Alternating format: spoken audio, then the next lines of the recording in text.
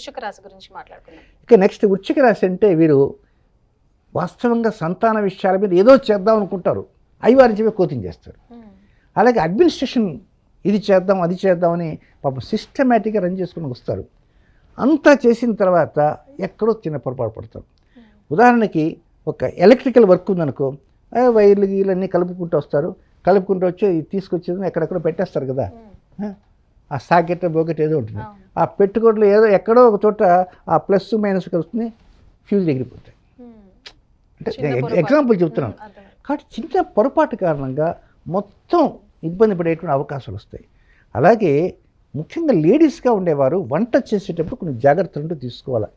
Next month 17వ తేదీ వరకు ఒక్కోసారి వారు చేసేటువంటి పాలు స్టవ్ మీద పెడతారు, ఈ లెవెల్ ఫోన్ వస్తుంది, హలో అంటూ వస్తారు, పిన్ని బాగున్నావా అంటూ వస్తారు, ఇది అయిపోతుంది. ఈ లోపల ఆ గ్యాస్ లీక్ అవుతుంది. కాబట్టి వంట పని దగ్గర చాలా జాగ్రత్తగా ఉండాలా వృశ్చిక రాశి వారు.